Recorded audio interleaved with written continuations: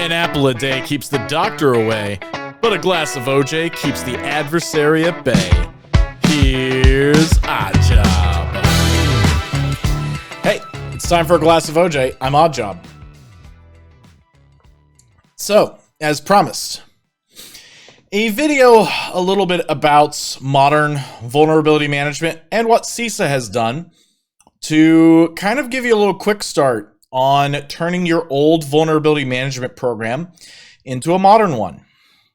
So what do I mean by old vulnerability management program? Well, as I like to say, 10, 15, 20 years ago, we used to take care of vulnerabilities by their CVSS, ranks that, or ratings that the vendor would give them. And CVSS has gone through multiple revisions. I think we're on 3 now.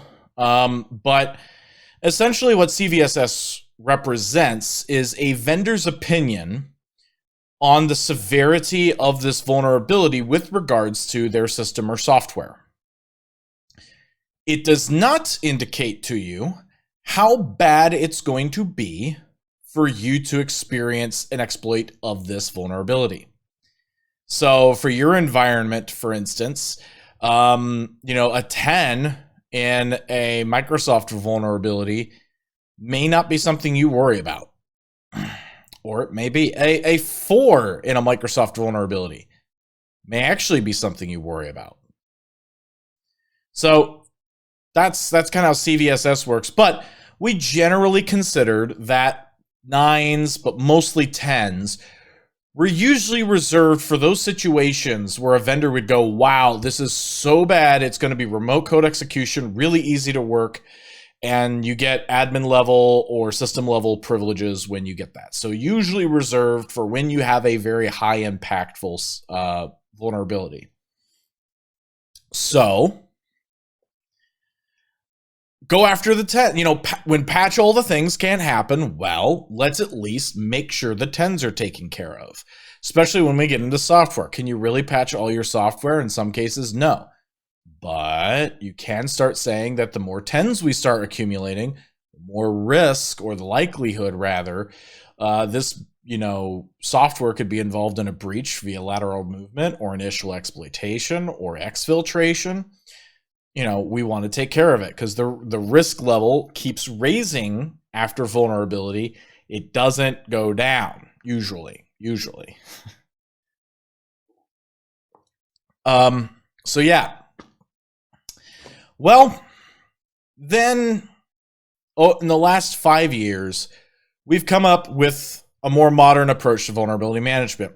Threat intelligence has gotten a lot more consumable. Threat intelligence feeds have been consuming a lot more information from FBI, from CISA, from Verizon DBIR, from Mandiant, from all sorts of places. And everybody kind of homebrews their own stuff too. So if they saw, their software, their security software on systems, oh wow, they had a breach, we're going to anonymously report this and collect this information back. And, we'll know when this malware using this vulnerability has been seen in environments out there in the wild. So you get that, and you get all kinds of security researchers, threat researchers, using honeypots and all kinds of things to gather malware and start seeing where they've been used, taking compromised C2 environments, essentially taking down the bad guys, going through, parsing through, okay, where were all they infected, and also, what CVEs were they using to use their malware to exploit, and, where were these used? Oh, so this was used.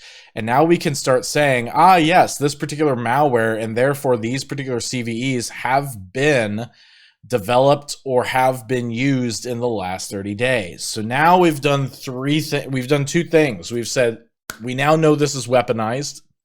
We used to kind of start doing that a little later. So 20 years ago, we started using CVSS. 10 years ago, we started saying, is there a Metasploit module? Is there exploit code available on the internet? So kind of, is it weaponized? But we didn't really have good ways of getting that information in unless Nexpose back in the day or Tenable had that for you. Now we're getting to a situation where we can start saying this was used in the last 30 days. This is a recently exploited vulnerability or recently weaponized vulnerability. And if it's weaponized, it's exploited, even if a breach hasn't technically occurred yet. So modern vulnerability management goes through and says, I'm only going to care first, as a priority, as the top priority, as my week-to-week operations, I only care about vulnerabilities that have weaponization, that are relevant to the application I'm using. Most of the time, that means privilege escalation or a remote code execution vulnerability. Exploiting this will get you remote code execution ability or privilege escalation. Valuable for lateral movement, valuable for getting on the system and immediately being able to take root, admin, system level, whatever you want to call it.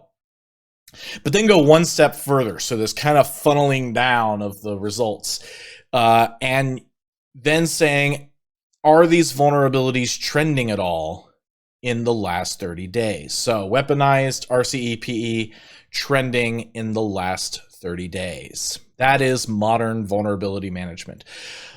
Next gen, I hope they don't call it that, but the next wave of vulnerability management, as we're getting more of this intelligence and we're beginning to do data analysis on vulnerabilities, how fast they're weaponized and everything else, the next wave of vulnerability management innovation is going to come around predicting the next, not necessarily 0 day, but predicting the next major vulnerability that's called. So Microsoft releases a critical vulnerability.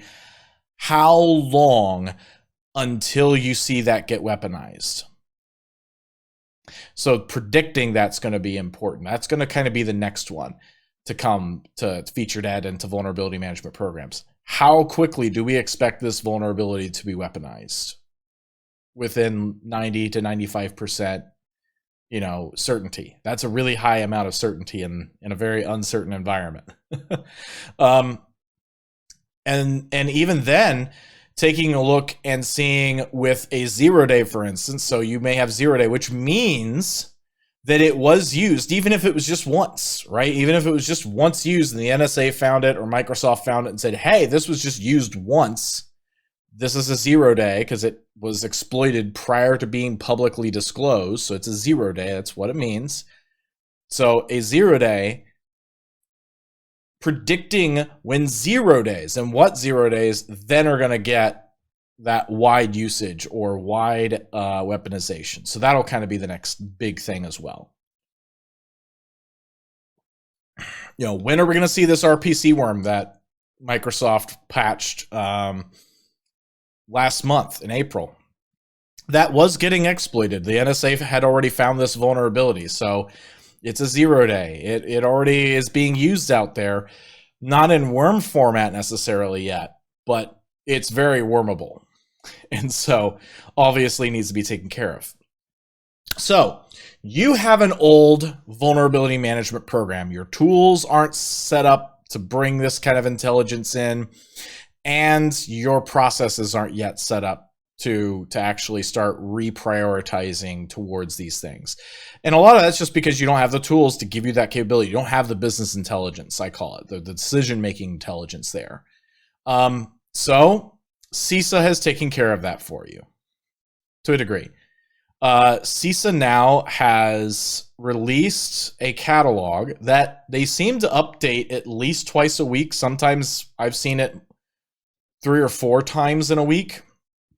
They will publish vulnerabilities that they are saying are recently exploited.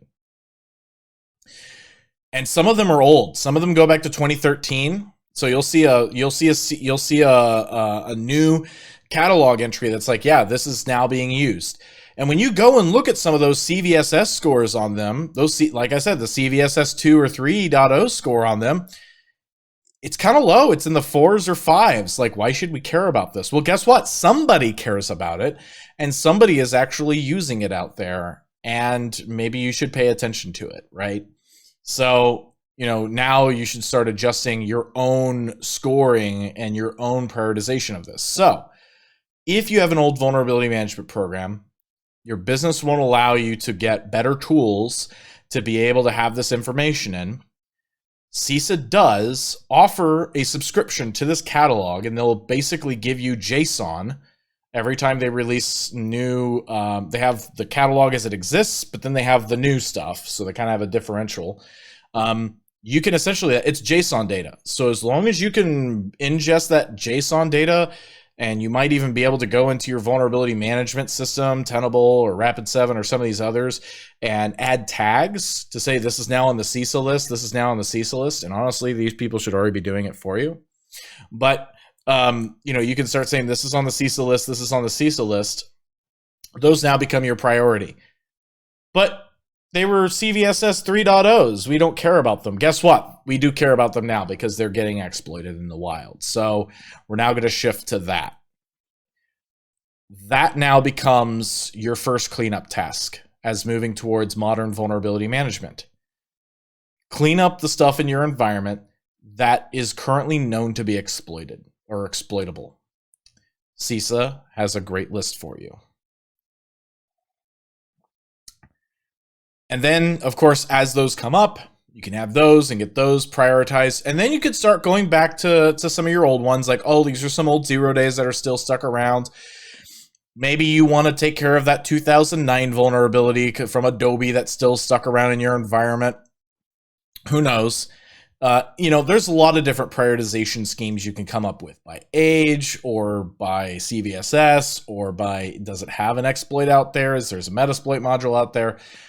This list from CISA goes a lot deeper and kind of, they've done all the work for you. And so you can do a good job of trusting that, yes, these are ones we should worry about. And you should be able to confidently go and get those taken care of. Now, some sysadmins and software managers, they actually become acutely aware of vulnerabilities and they go, well, this is only, this is a low according to the CVSS.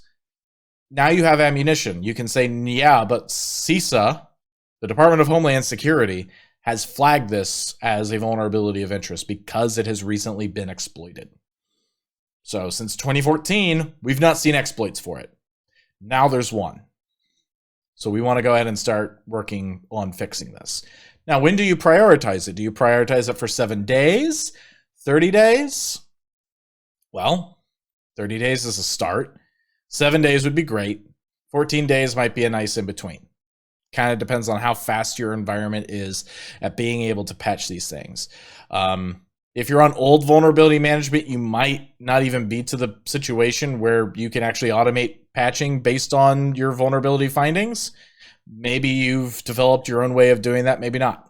But that's kind of this glass of OJ is the tip and trick. If you're still stuck in old vulnerability management, you can at least use the CISA catalog to find those recently exploited vulnerabilities, or known exploited, they call them, known exploited, and I can call them recently exploited when they come up with new ones. Go take a look at that and begin your journey towards moving towards a more modern vulnerability management solution for that. Also, you're going to have to change the way you measure vulnerability management, the security posture based on your vulnerabilities. What you actually care about has now changed. So you're going to have to change your metrics. That is a different video. And we'll go into that at a later time. But for now, get working on those vulnerabilities from CISA and go ahead and, tell me what you think later. Tell me down in the comments if you have more information on this. Have you had success? Have you found failure in trying to implement this? Have you found it confusing or hard to move to a modern vulnerability management program? Let me know in the comments. Let me know if you found this on social media. Let me know there on LinkedIn, on Twitter, and also on Counter.Social. You can get me there at oddjob0dd-j0bb. We'll maybe be getting off the Twitters here soon because Elon Musk. We'll maybe stick that over in Counter.Social for now and LinkedIn. Anyway, we'll see you in the next one.